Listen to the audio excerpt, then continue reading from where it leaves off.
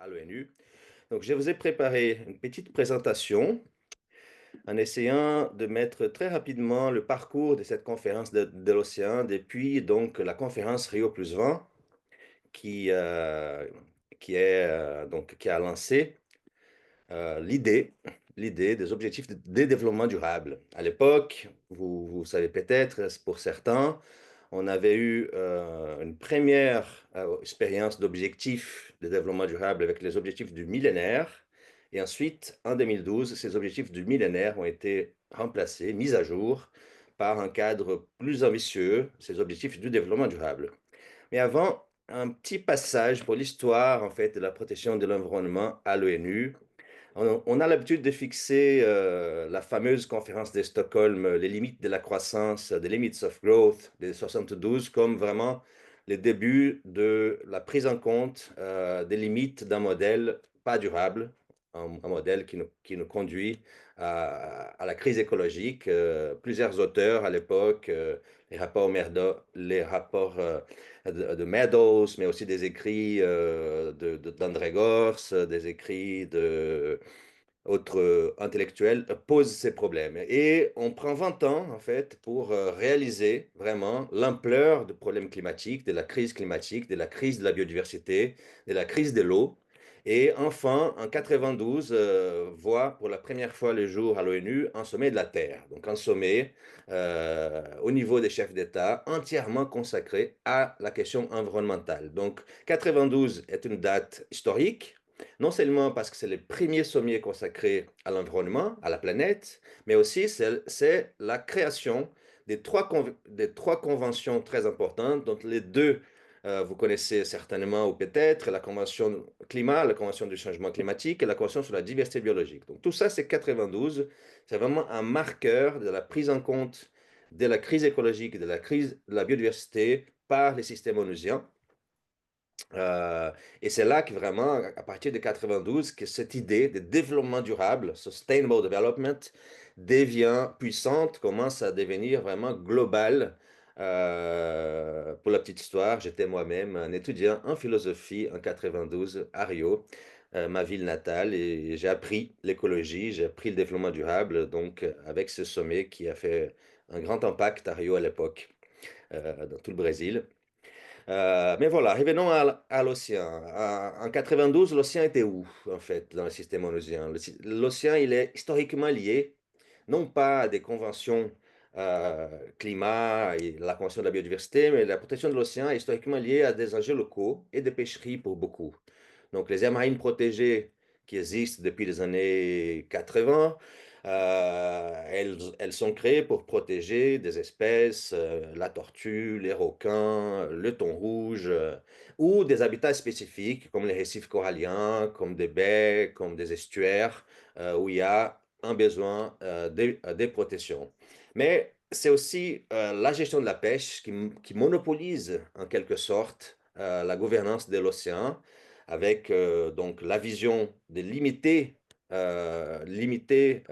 les autorisations de pêcherie pour garantir donc la pêche durable et pour garantir le renouvellement des stocks. Donc ça, c'est le Fish Stocks Agreement, l'accord sur les stocks de pêche de 94 qui est historique, et aussi les organisations de gestion de pêche qui commencent à être créées aussi à cette époque-là, les conventions des mers régionales. Donc, tout, vous voyez, c'est vraiment une approche régionale, une approche locale, une approche des stocks, mais l'idée d'une institution onusienne pour la mer, d'une convention sur l'océan, elle n'est pas encore là. Elle n'est pas encore là à cette époque. On a aussi des planifications côtières, bien sûr, tout ce qui est gestion de la côte, gestion de l'interface terre-mer qui se renforce à partir des années 90, mais on n'a pas encore un cadre global et l'océan n'est pas du tout, par exemple, pris en compte dans la Convention du climat.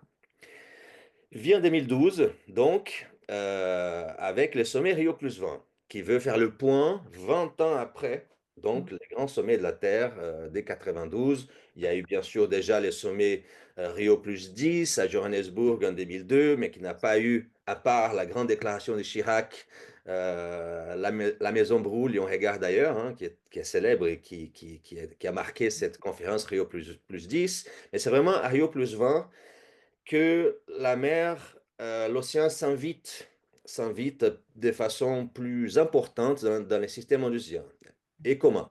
Le lancement des négociations pour un traité sur la biodiversité en haute mer, pour incroyable que ça puisse paraître, cette grande moitié de la planète qui est la haute mer, qui est gérée par une convention du droit de la mer de 73, elle n'a pas pris en compte la question environnementale, donc toute la colonne d'eau, donc l'eau, la biodiversité marine, les poissons, les planctons, n'est pas considérée comme un sujet des négociations. Cette convention du droit de la mer de 73, elle traite vraiment des espaces maritimes, du droit de passage, de l'assistance à la mer. C'est un texte historique, hein, c'est la constitution de la mer, comme les juristes l'appellent, mais elle ne traite pas la question environnementale. Donc, c'est Rio plus 20, c'est 2012 qui lance donc les négociations pour un traité sur la biodiversité en haute mer, traité qui a été signé à partir de l'année dernière et qui est un processus de ratification.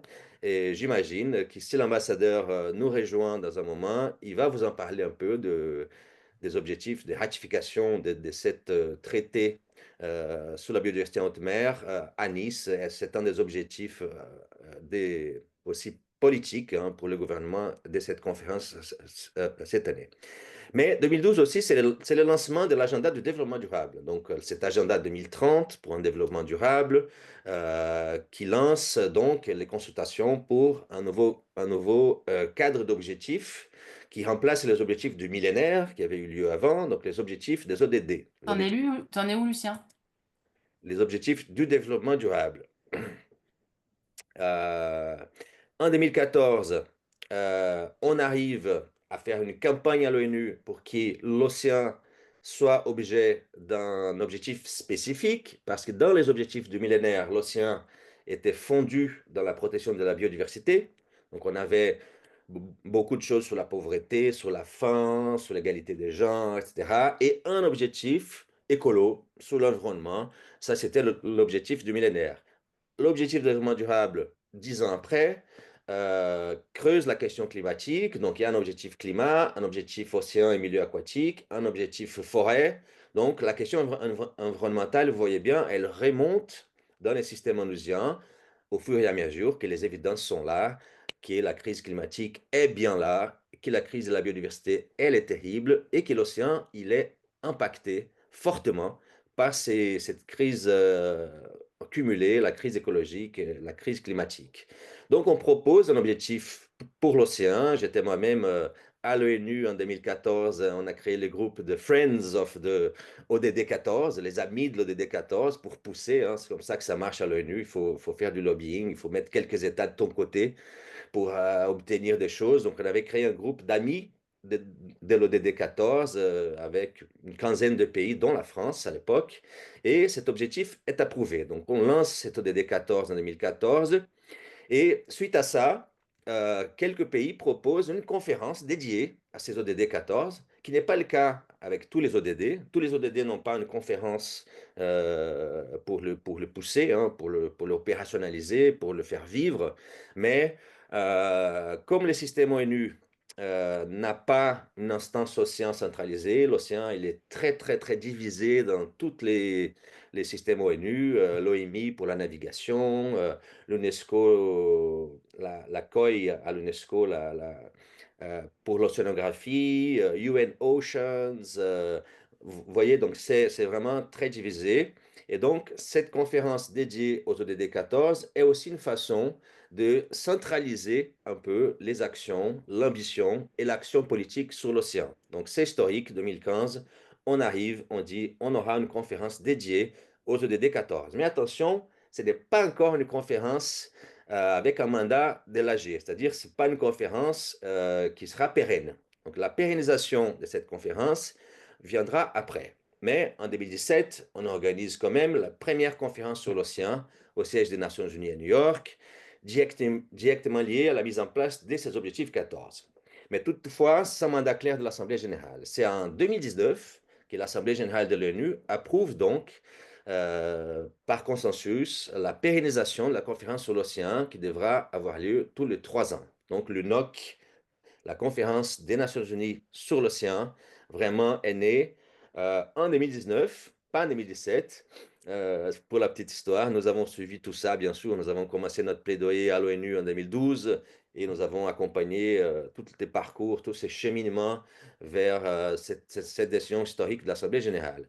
Donc en 2022, après la pandémie, donc la conférence a été reportée 2 fois. Elle aurait dû avoir lieu en 2020 pour suivre le calendrier triennal après 2017, mais elle est reportée une première fois et une deuxième fois à cause de la pandémie. Du coup, après les rapports, cette conférence a lieu à Lisbonne avec une coprésidence Portugal-Kenya.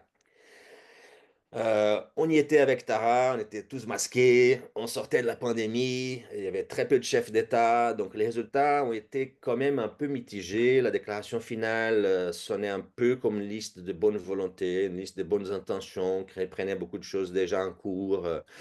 Donc, on a resté un peu sur notre faim.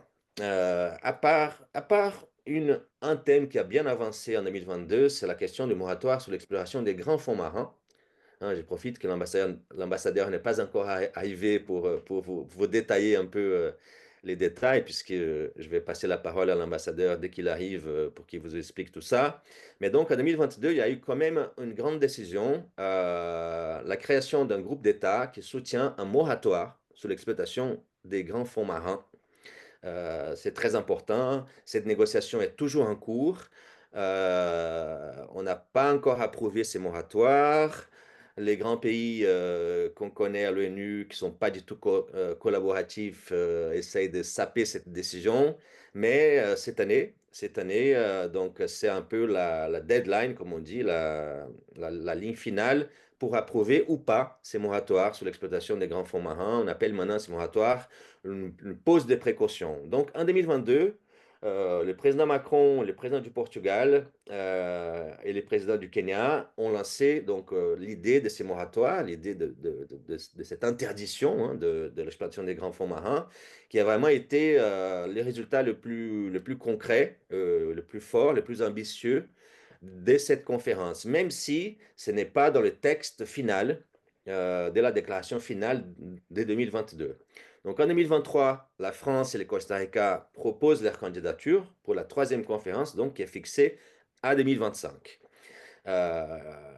L'idée de la France, et j'imagine que l'ambassadeur va nous dire un mot, sinon je dirai à sa place, la France voit bien le manque d'ambition de la conférence de 2022, le fait qu'on n'a pas de texte juridique contraignant comme un traité de Paris, comme le traité de la haute mer, font que cette conférence peut sonner comme un lieu de rencontre, de bonne volonté pour l'océan, mais sans objectif concret, sans qu'il y ait des moyens de vérification, des moyens de financement qui vont avec, etc. Donc la France comprend ça et elle propose à partir de 2023 que le NOC prenne une certaine ambition comme une COP de l'océan. Donc, ces mots, la COP de l'océan, est dans toutes les têtes aujourd'hui, même si ce n'est vraiment pas le cas, parce que la COP se réfère à un texte. La COP se réfère à la mise en place d'un texte comme le traité de Paris. Et à l'UNOC, le texte n'est pas contraignant, c'est-à-dire il n'y a pas de traité, il n'y a pas de droit international associé à l'UNOC. Ce sont des textes mous, comme on dit, ou du soft power, comme disent aussi d'autres, mais qui doivent être accompagnés d'une dynamique de la société civile, du monde économique pour son portage politique. Donc l'idée, c'est d'utiliser l'UNOC et de faire de l'UNOC un rendez-vous triennal sur l'océan où les chefs d'État sont présents. Les chefs d'État Alors, sont présents, le portage politique est là. alors justement, André, on a la chance d'avoir avec nous Lilou Sciortino Monaco, qui est la coordinatrice générale de l'UNOC, qui va pouvoir du coup nous dire quelques petits mots de cette conférence à venir également. Et d'ici 5-10 minutes, du coup, monsieur l'ambassadeur devrait nous rejoindre. Du coup, j'en profite pour vous dire à vous, les enseignants qui êtes connectés, pensez hein, à bien noter vos questions tout au long des exposés de André ou de Madame Sciortino Monaco et ensuite de Monsieur l'ambassadeur, puisque bien sûr un temps d'échange de questions-réponses est prévu après ces différents exposés. Parfait. Je finis juste ma phrase, donc, et j'ai Vas-y. fini avec cette slide. Donc, les défis restent entiers hein, de cette ambition au niveau de NUCOP. Et c'est ça qui porte la France, donc avec ce qui, je pense, Lilou pourra vous expliquer. J'arrête ici. Bon vin et bonne conférence à tous. Merci beaucoup André, merci à tous. Je suis désolée donc de prendre la place de l'ambassadeur pendant ces quelques minutes qui sort actuellement de l'Élysée, donc est en train de se rendre au bureau afin de pouvoir échanger avec vous. Il vous prie de l'excuser de ce retard qui malheureusement n'était pas prévisible, mais sera ravi de pouvoir échanger avec vous dans quelques minutes. Je suis ravie d'être avec vous aujourd'hui et de pouvoir vous présenter un petit peu plus en détail les organisations de la troisième conférence des Nations Unies sur l'océan que nous organisons donc maintenant depuis plus de 2 ans avec notre partenaire qu'est le Costa Rica. André, tu as tout à fait raison en parlant de l'ambition politique que porte cette troisième édition de l'UNOC, qui est tout à fait nouvelle et qui est pour la France et le Costa Rica extrêmement importante et qui est clé dans toutes les démarches, dans tous les objets qu'on porte, qu'on portera jusqu'au mois de juin et sur lesquels nous travaillons maintenant conjointement depuis bientôt 2 ans. Le projet de la conférence à Nice, il est né fin 2022 à l'issue de Lisbonne et c'est en héritage justement de l'action qui a été menée à Lisbonne et notamment de l'engagement fort qui a été pris par le président de la République pour la proposition d'un moratoire contre l'exploitation des fonds marins, que la France s'est vraiment saisie de son rôle de leader pour proposer différents sujets importants que l'ensemble des États, mais aussi des parties prenantes, devaient, pour eux, pour l'avenir, pour les générations futures, traiter en 2025 à Nice. Cette conférence, elle est divisée en 2 temps. Premièrement, elle est évidemment sous un mandat de l'ONU, une conférence politique qui se déroulera du 9 au 13 juin 2025. Et cette conférence politique, elle est cadrée par un certain programme, par certains objets qui la définissent. La conférence politique est elle-même un déroulé de séquences plénières qui durent pendant toute la semaine de la conférence et de panels dédiés à des thématiques définies par l'ensemble des États membres de l'ONU qui concernent la bonne mise en œuvre de l'objectif de développement durable 14. Et donc, toutes les thématiques afférentes au développement de la finance et de l'économie bleue pour l'océan, au développement du savoir et au partage du savoir entre les institutions, mais également aux questions de pollution. Ces panels, ils sont au nombre de 10, donc on a 2 panels par jour, et ils permettent de rassembler 4 panélistes et un modérateur pour traiter d'un grand nombre de sujets et permettre des interactions avec l'ensemble des États membres et des parties prenantes qui sont dans la salle à ce moment-là.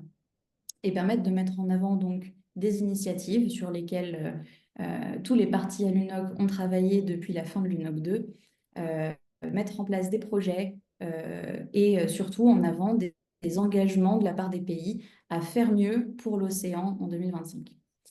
Et en complément de ces panels qui sont thématiques, se déroule donc pendant l'ensemble de la conférence la séquence plénière. Et pendant la séquence plénière, l'ensemble des États membres des Nations Unies, mais également des parties prenantes observateurs, donc on a les organisations internationales, certaines ONG, des entreprises qui sont amenées à prendre la parole pour déclarer leurs engagements volontaires pour la conférence.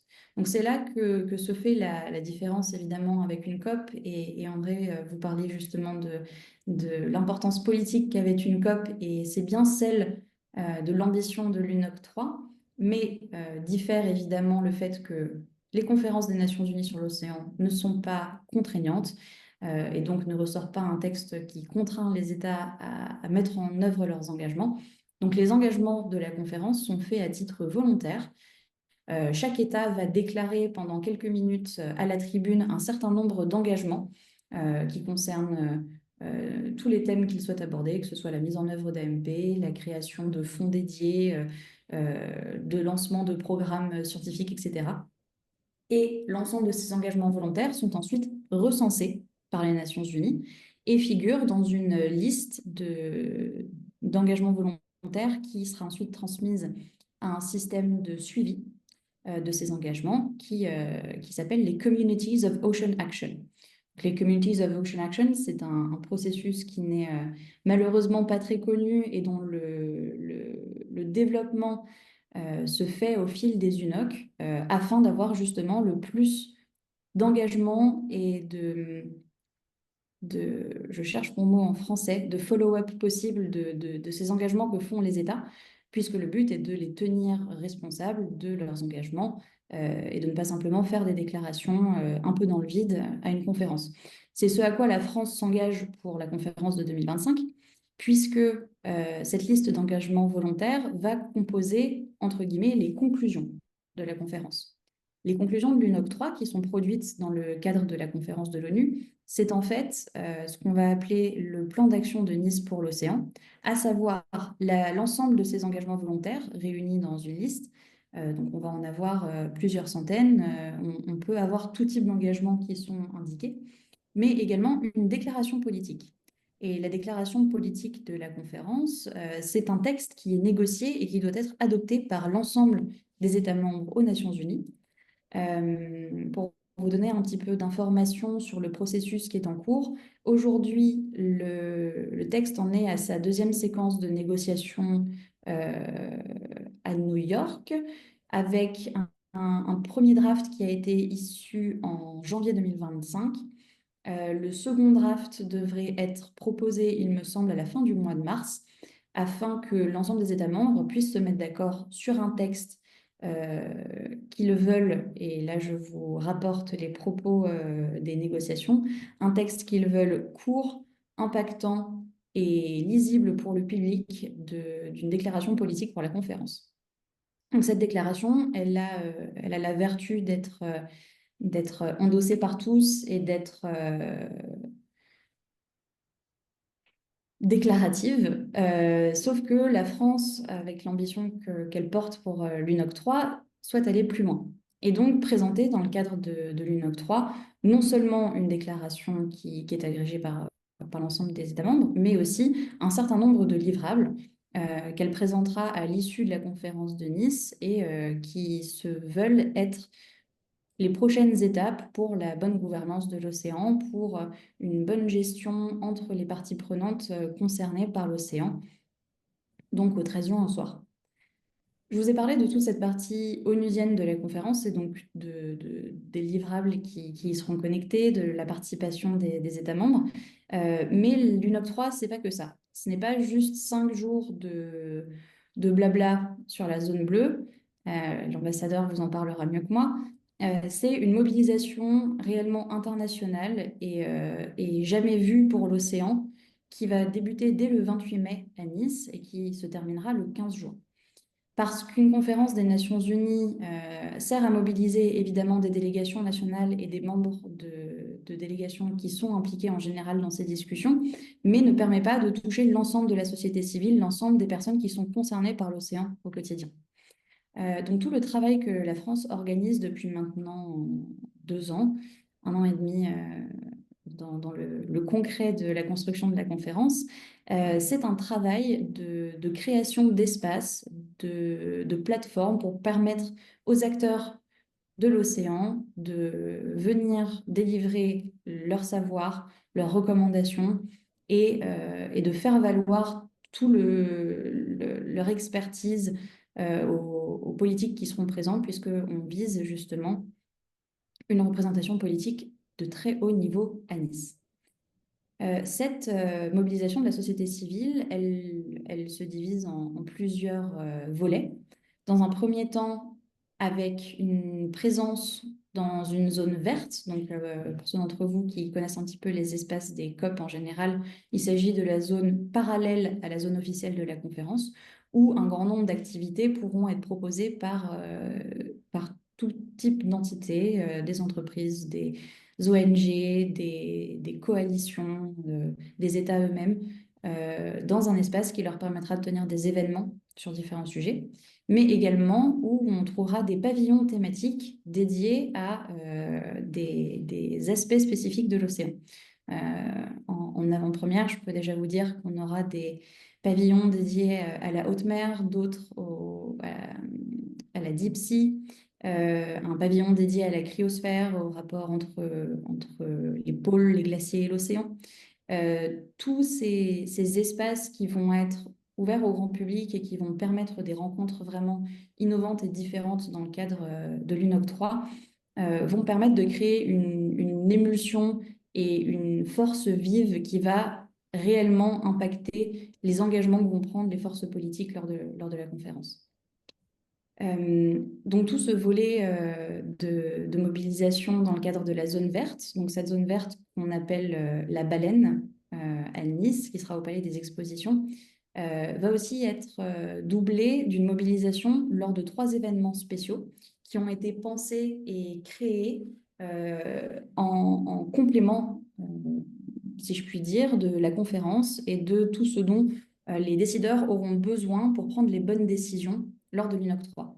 Donc ces 3 événements spéciaux, ils vont se tenir juste avant la conférence pour permettre justement la création de recommandations à leur issue qui seront adressées aux chefs d'État et de gouvernement et se divisent en 3. Donc on aura un premier événement scientifique, le One Ocean Science Congress, qui se tiendra du 3 au 6 juin 2025 et qui rassemblera 2000 scientifiques du monde entier, lors duquel les représentants des différentes institutions travailleront ensemble à la rédaction de recommandations, lors de workshops, lors de présentations de leurs travaux de recherche. Et tout ce travail qui est coordonné par le CNRS et par l'IFREMER sera présenté aux dignitaires en amont de l'ouverture de la conférence. On a le même processus, entre guillemets, pour une thématique différente, qui est celle de l'économie et de la finance bleue, qui fera l'objet de l'événement Blue Economy and Finance Forum, qui se tiendra à Monaco les 7 et 8 juin 2025, juste avant l'ouverture de la conférence, donc, et qui, selon le même processus, rassemblera lors de panels et lors d'événements ad hoc tous les acteurs de l'économie bleue, du maritime, du transport, de la blue food, de la décarbonation, mais également de la finance et des philanthropes et des business qui sont impliqués dans le développement de la finance bleue lors de ce sommet à Monaco, à l'invitation de la Fondation Albert II et du Prince de Monaco. Le troisième élément, c'est le special event du sommet des villes et des régions côtières face à l'élévation du niveau de la mer, donc, qui se tiendra le 7 juin, le samedi 7 juin à Nice. Et ce sommet répond à la demande du président de la République, au maire Christian Estrosi, en son rôle de maire hôte de la conférence de l'UNOC 3, de traiter du sujet de la résilience des villes et des régions côtières face à ce sujet qui affecte tant des villes françaises que partout dans le monde. Et pour rassembler donc tous ces acteurs en partageant ensemble leurs moyens de résilience et de bonne adaptation, surtout face à ce défi auquel ils font face. Comme je vous l'ai dit, tous ces événements vont permettre d'avoir une vision éclairée aux chefs d'État en amont de la conférence, de prendre des décisions en connaissance de cause, d'experts du monde entier qui leur auront transmis tout leur savoir en s'étant rassemblés pendant plusieurs jours ensemble et d'avoir produit des conclusions qui seront redirigées et qui ensuite alimenteront toutes les discussions qui seront tenues pendant la conférence. Ces événements seront le point d'orgue de la journée du 8 juin. Comme vous le savez peut-être, le 8 juin est une journée dédiée à l'océan puisque les Nations Unies ont un mandat de célébration du World Ocean Day et que cette journée sera une grande journée de festivités dans Nice avec un grand nombre d'activités pour le grand public qui auront lieu, mais également la transmission par les porteurs de conclusions au chef d'État lors d'un moment de cérémonie officielle en fin de journée le 8. Je pense que je peux m'arrêter là parce que j'ai été un peu longue sur la présentation de la conférence. Si vous avez peut-être des questions d'ordre moins concrètes. Oui, merci beaucoup, Voilà. Madame Scartino Monaco. Effectivement, on a une première question dans le chat qui est arrivée. Donc, peut-être à André également, de la part de Nolwenn Thébault, qui vous demande les AMP françaises, donc les aires marines protégées françaises, ont des niveaux actuellement de protection pas très clairs. Peut-on espérer que les critères deviennent plus lisibles et plus stricts à l'issue de l'UNOC? Peut-être que André, tu veux en dire un petit mot? Ouais, je pense que je suis mieux placé que Lilou pour répondre à cette question, Lilou, à moins que vous préférez me compléter après, mais nous venons justement de travailler, nous sommes en train de travailler avec les ONG françaises sur une feuille de route pour les ONG en France, qui nous allons lancer sous peu. Et effectivement, cette question du niveau de protection, elle revient je dirais, en boucle depuis quelque temps. Et nous espérons très sincèrement que cette conférence des Nations Unies sur l'océan soit aussi l'occasion d'avoir des annonces dans ce sens-là. Nous travaillons pour cela avec plusieurs services, avec les ministères. Et je pense que ce sera le cas. On aura des bonnes nouvelles probablement fin mars autour de là. Mais juste un mot pour vous dire que cette question du niveau de protection de la classe 1 des 3, 4, 5, si c'est 0,3 ou 0,4 de la surface qui est protégée efficacement, euh, c'est important, bien sûr, d'avoir une protection stricte, mais dans le monde, il y a plusieurs statuts différents pour les aires marines protégées. Selon les pays, c'est très différent, les statuts juridiques nationaux. Donc, la France n'est pas la seule à avoir des aires marines protégées qui n'interdisent pas tout. C'est une question compliquée, hein, et juste pour vous dire qu'il y a d'autres questions qui me semblent aussi importantes pour les aires marines protégées, comme la question de la gestion, la question du financement stable de des équipements qui vont faire la surveillance de cet espace, la question aussi de participation et de transparence des décisions qui sont prises autour de cette conférence. Il y a beaucoup d'aires marines protégées de certains pays comme les États-Unis qui ont un statut de protection, mais qui sont gérés de façon peu transparente, par exemple. Donc, c'est d'autres niveaux de problèmes. Il y a certaines aires marines protégées dans les sud, dans les mers du Sud, qui sont gérées par des fonds venant du marché financier qui posent des problèmes de transparence, de souveraineté. Donc, la question des aires marines protégées, je dirais bien sûr que la France doit nous annoncer la protection forte, son ambition pour l'agenda du développement durable, l'agenda du cadre mondial de la biodiversité qui prévoit 30% de l'océan protégé. Mais autour des aires marines protégées, il y a plusieurs enjeux en fait à prendre en compte pour son efficacité. Merci André pour cette réponse. Alors n'hésitez pas, du coup, profitez-en d'avoir André Abreu et Lilou Scortino Monaco présents avec nous ce soir pour poser toutes vos questions et peut-être en attendant l'arrivée de monsieur l'ambassadeur. Donc on a une question également qui nous arrive qui demande quel est le rôle des ONG dans un sommet tel que l'UNOC? Probablement pour toi aussi, André, cette question. Je- Allez-y, Madame Scortino Monaco. Pas de souci, André, bien sûr, je vous laisse prendre la parole. Ah, Simplement, vas-y, allez-y. on travaille.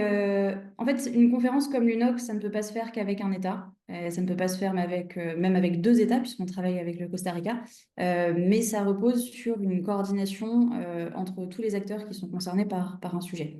On travaille depuis 2 ans grâce à la plateforme Océan Climat, qui est mandatée par l'État français pour s'assurer justement de la mobilisation de la société civile, d'inclure de façon transversale dans toutes les réflexions qui sont faites autour de l'UNOC, la société civile.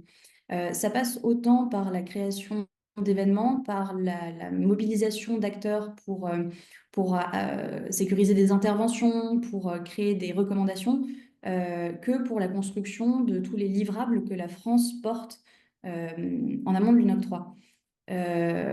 À ce jour, on travaille très précisément justement sur la POC, à la création de cette coalition dont je vous parlais, des villes et des régions côtières face à l'élévation du niveau de la mer.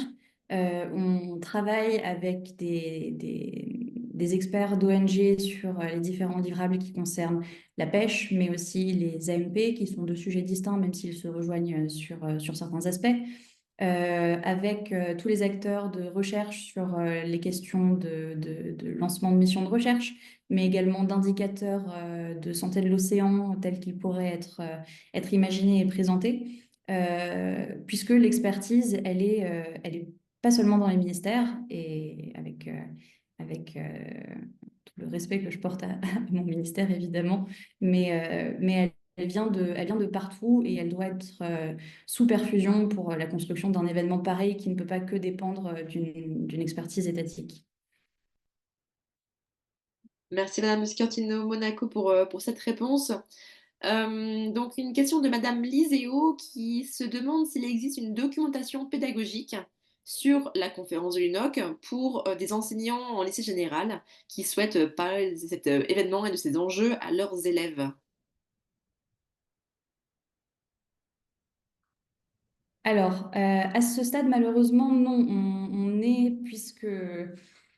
Puisque notre équipe est en cours de finalisation de pas mal d'éléments sur la présentation de la conférence et également ce qu'on pourra y présenter, tous les éléments de présentation des enjeux de la conférence ne sont pas prêts pour diffusion à ce stade.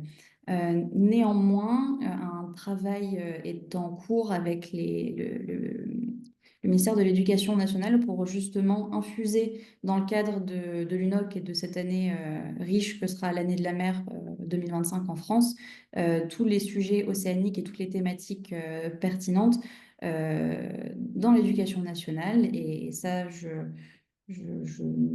peux pas m'avancer plus à ce stade, mais c'est des pistes qu'on a de réflexion avec ce ministère aujourd'hui. Je vais me permettre de compléter les loups. À notre niveau, la Fondation Tara, avec la plateforme Océan Climat et Océanopolis, sont en train de produire des petites fiches explicatives sur le NOC, un peu avec une partie de ce que j'ai présenté auparavant, donc d'où ça vient, Rio plus 20, les ODD, les premières, le mandat, etc. Donc, ce sera prêt au mois d'avril pour notre escale de Brest. Donc, Brigitte Sabar et Pascaline pourra vous indiquer comment la télécharger, ces dossiers de sensibilisation sur le NOC. Merci beaucoup André. On a une question de Madame Merle qui se demande si à l'UNOC 3 sera abordé le sujet des microplastiques dans l'océan suite un petit peu à l'échec ou semi-échec du traité mondial contre le plastique. Je me permets de répondre à cette question. Alors effectivement, les résultats mitigés des négociations de plastique en 2024 ont été une déception pour tout le monde et pour nous en particulier qui attendions de grandes choses pour pouvoir les faire valoir à l'UNOC, puisque c'est un sujet qui est particulièrement pertinent pour l'océan. Aujourd'hui, l'UNEP est pleinement mobilisée pour faire de l'UNOC un moment de mobilisation justement de l'ensemble des États et notamment des États qui aujourd'hui sont réfractaires dans les négociations afin de développer le dialogue autour de la conférence.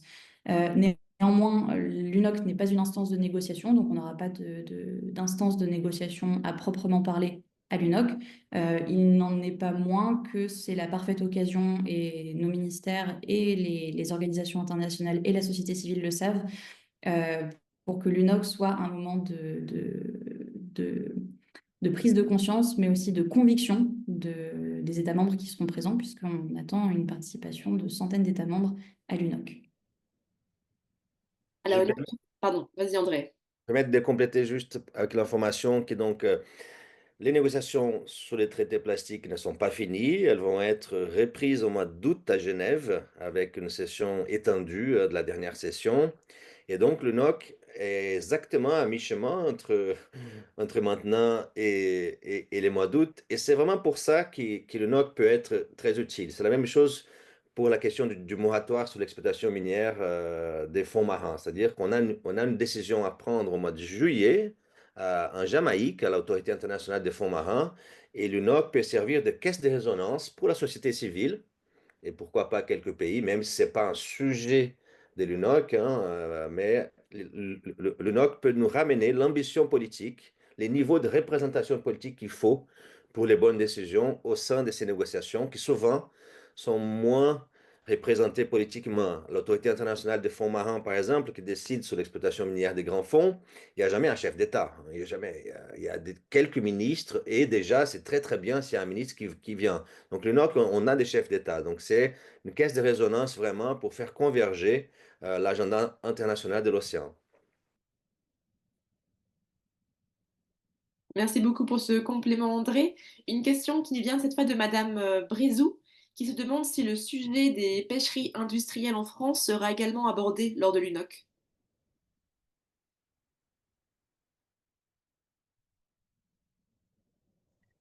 Alors, je vais commencer.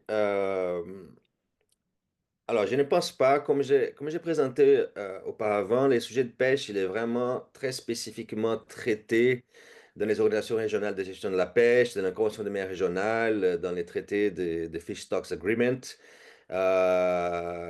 Mais néanmoins, nous attendons quand même des coalitions, hein. Ce qu'il faut comprendre, c'est que nous préparons à l'UNOC avec plusieurs ONG depuis assez longtemps. Il y a des coalitions, par exemple la coalition sur la haute mer, la coalition sur les grands fonds qui seront présentes, les grandes ONG internationales seront présentes. Et donc nous espérons quand même une mobilisation forte pour la question de la pêche durable, même si ce n'est pas un sujet de la conférence.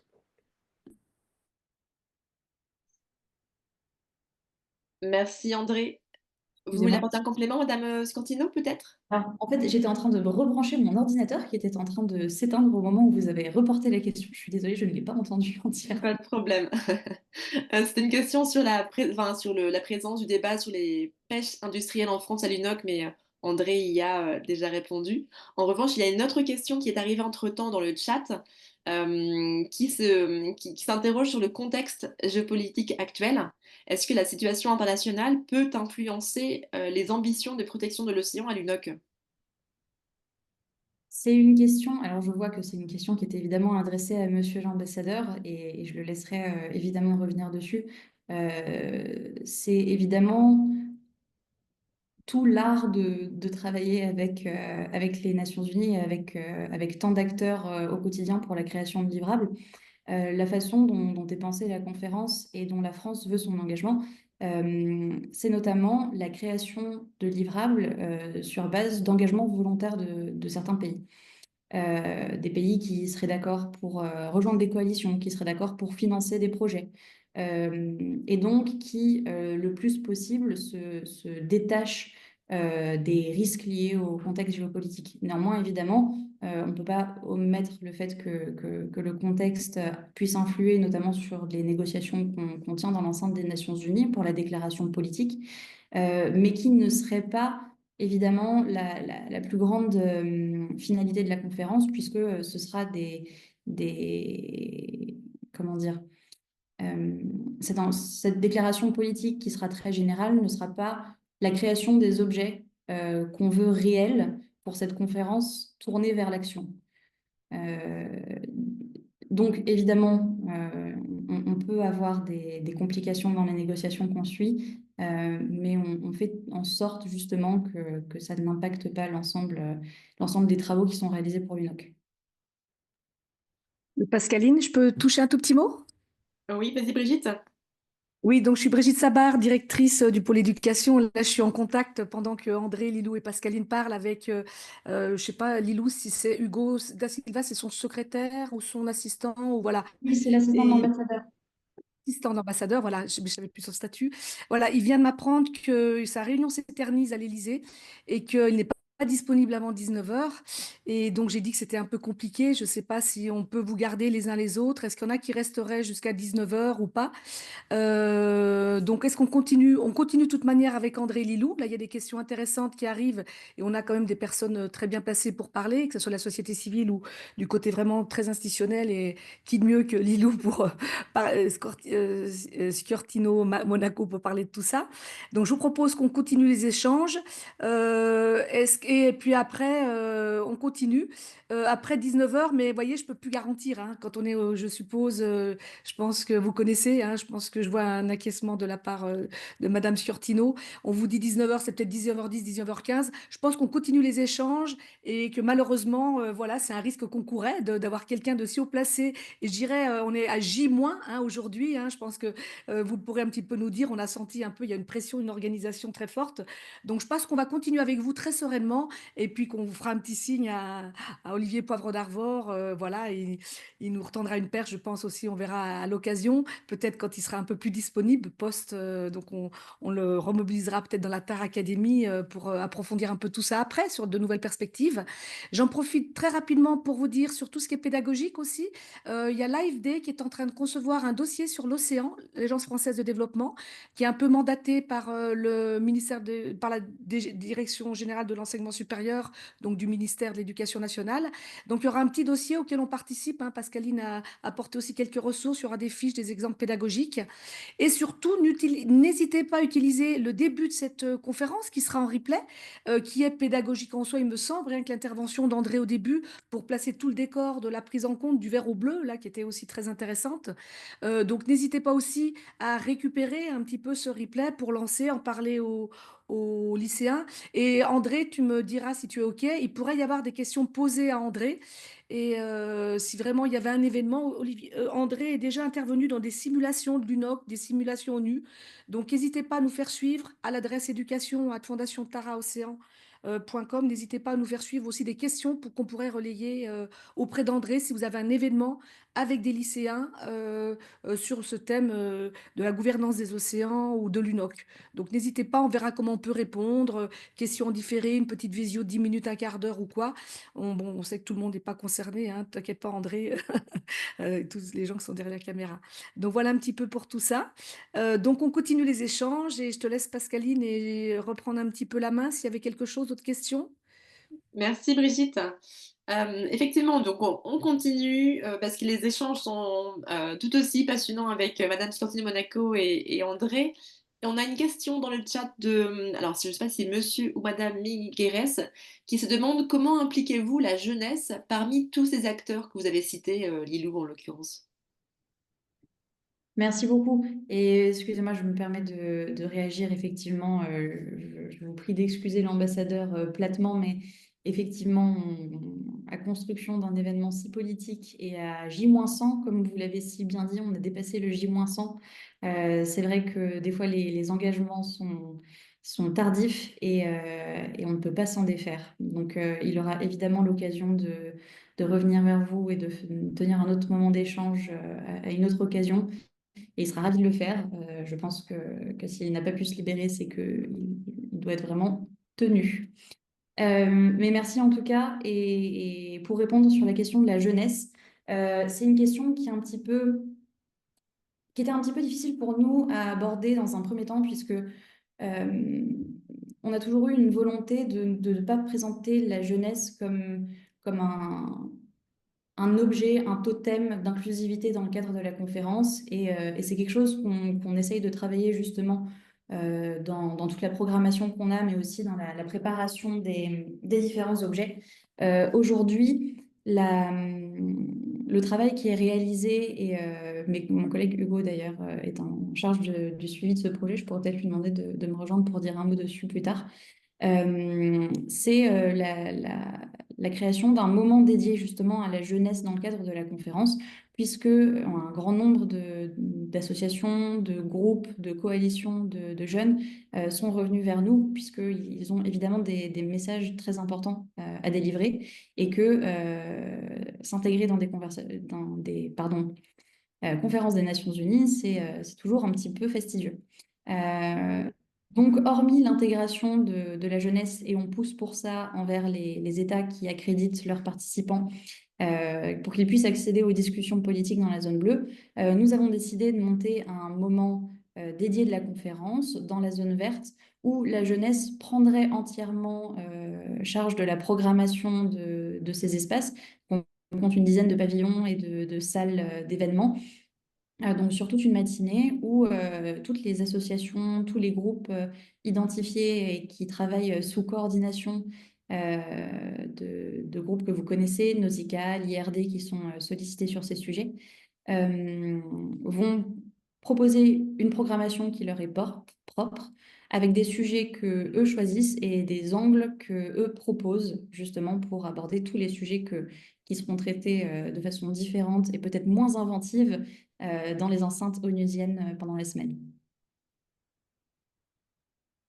Merci Lilou. Une nouvelle question dans le chat de Madame QF qui se demande au final que peut-on espérer comme résultat de l'UNOC pour une protection renforcée de l'océan? Je pense qu'on sera un peu notre dernière question, à moins que d'autres apparaissent entre-temps. Merci beaucoup. C'est une question un peu large puisqu'en fait, ce serait condenser tout ce sur quoi la France travaille depuis 2 ans. On tient toutes les semaines une réunion avec tous les membres du gouvernement qui sont associés à l'organisation de cette conférence pour la mise en œuvre de livrables. Ces livrables, ils sont tant scientifiques que de gouvernance, que liés à l'économie et la finance bleue. Ils couvrent, je pense qu'on a une vingtaine d'objets identifiés et ils couvrent tous les sujets qu'on veut importants en 2025 pour l'océan, qu'on n'a pas construit seul, qu'on a construit avec la société civile, comme je vous en parlais. Ce qu'on peut espérer comme résultat, c'est... Parce qu'en fait, le mandat de la conférence, c'est la mise en œuvre de l'ODD 14. Et l'ODD 14, c'est quelque chose de très large, mais c'est aussi très flou. Donc la France, sa volonté, c'est d'avoir une conférence tournée vers l'action et donc de créer des choses qui vont permettre d'avoir un changement réel pour l'océan en 2025. On peut espérer plus de protection, puisque la mise en œuvre du cadre Kunming-Montréal et du 30-30, c'est une priorité absolue pour la France. On peut espérer, et ça, la France se bat jour et nuit depuis maintenant 2022, c'est la ratification et du coup, qui s'en suivrait la mise en œuvre du traité pour la haute mer, le traité BBNJ. Pour ça, on a une mobilisation totale du réseau diplomatique français et donc tous les gouvernements qui sont sollicités avec acharnement par nos ambassades depuis maintenant 1 an et demi. La route pour la ratification est longue puisqu'il nous en faut 60 et qu'on en est aujourd'hui à 18 de déposer, 23 de ratifier. Mais c'est ce qu'on peut espérer, c'est ce que nous, on espère pour la conférence, c'est d'avoir finalisé la ratification de BBNJ. Et donc la protection de la haute mer, qui est quand même quelque chose qu'on attend plus que tout. Et on se dit que quelle meilleure occasion que l'UNOC dans les prochaines années pour réussir à faire aboutir quelque chose d'aussi gros, d'aussi lourd pour l'océan. C'est aussi renforcer notre savoir de l'océan. Donc, c'est créer des objets qui vont nous permettre d'explorer mieux et de mieux connaître l'océan, puisque mieux connaître l'océan, c'est mieux le protéger. Et pour ce faire, on a aussi besoin de faire un meilleur lien entre les sciences et le travail des scientifiques et la mise en œuvre des politiques liées à l'océan. Pour ce faire, nous, on espère la création d'une plateforme qui ferait le lien entre les États et les chercheurs et qui permettrait la mise en œuvre des politiques protectrices de l'océan sur base comment dire, de review, comme travaille le GIEC par exemple, avec des policy reviews qui seraient orientés pour les décideurs et permettraient une meilleure et plus rapide mise en œuvre des espaces de protection. On espère aboutir au processus à l'Organisation maritime internationale sur la décarbonation du transport maritime. On espère réussir dans le momentum de l'UNOC, puisque on travaille à ça tous les jours, aboutir à la ratification de l'accord du Cap et donc poursuivre le combat contre la pêche INN. Idem pour la ratification du traité fiche 1 à l'Organisation mondiale du commerce dans cet effort-là. On espère pouvoir aboutir à une universalisation de la Convention 188 de l'Organisation mondiale du travail et renforcer la protection des travailleurs en mer tout en faisant valoir ce sujet, puisqu'on sait que c'est pas toujours le plus abordé dans les discussions liées à l'océan.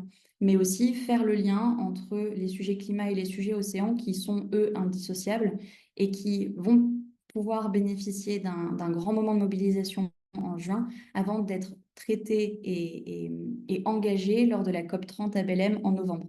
Je peux continuer comme ça pendant 1 heure. Je vais peut-être pas le faire, mais ce que je peux vous dire en tout cas, c'est qu'on attend de grandes choses et qu'on attend des choses concrètes. La déclaration politique, vous en parliez tout à l'heure, André, à Lisbonne était peut-être trop déclarative, peut-être pas assez engageante, et la communauté internationale en attendait plus. Ce qu'on veut faire en 2025, c'est plus. Et c'est faire toutes les démarches. Et maintenant, il nous reste 2 mois pour finaliser toutes ces démarches auprès de nombreux États membres et de nombreuses organisations pour avoir des réelles conclusions à l'UNOPS 3. Bah, écoutez, on vous souhaite tout le meilleur, hein, Madame Sciantino Monaco et tous vos collaborateurs pour réussir à mettre en œuvre du mieux possible ces beaux espoirs. En tout cas, on est vraiment de tout cœur aligné avec vos ambitions. Donc écoutez, je vous propose que l'on s'arrête là pour ce soir. Donc je vous remercie tous les deux, André et Madame Scantini Monaco, d'avoir bien voulu répondre aux questions des enseignants un petit peu au pied levé, parce qu'effectivement, c'était pas prévu que votre intervention soit aussi complète, mais merci beaucoup. C'est vraiment très riche pour les enseignants qui sont à l'écoute. Et effectivement, comme le disait Madame Merle dans le chat, hein, il y a aussi ce fameux traité BBNJ qui est maintenant dans les programmes d'histoire géopolitique. Donc tout ça fait du sens pour les enseignants et enseignantes qui sont à l'écoute. Alors j'en profite juste pour vous repartager un petit coup mon écran pour vous informer que la Terre Academy, eh bien, elle ne fait que commencer puisque nous avons encore 3 autres rendez-vous. La semaine prochaine, le mardi 18 mars, avec Éric Carcenti qui nous parlera des origines du vivant, donc un sujet biodiversité. Le jeudi 20 mars, il y aura Jean Jouzel, donc célèbre climatologue du GIEC, hein, qui nous parlera évidemment des enjeux climatiques. Et la semaine suivante, nous conclurons le cycle de la Terre Academy sur les enjeux du plastique avec Henri Bourgeois-Costa, qui justement nous fera aussi un petit point sur les solutions globales pour répondre à tous les enjeux générés par le plastique. Donc bien sûr, ce webinaire a été enregistré, donc prochainement, je vous communiquerai le lien pour pouvoir accéder au replay. Et puis, écoutez, ben, avant de se quitter, je ne sais pas, peut-être que André ou Lilou, vous voulez vous dire un petit mot de la fin aux enseignants qui sont avec nous encore? Oui, je vais bien, merci, merci Pascaline.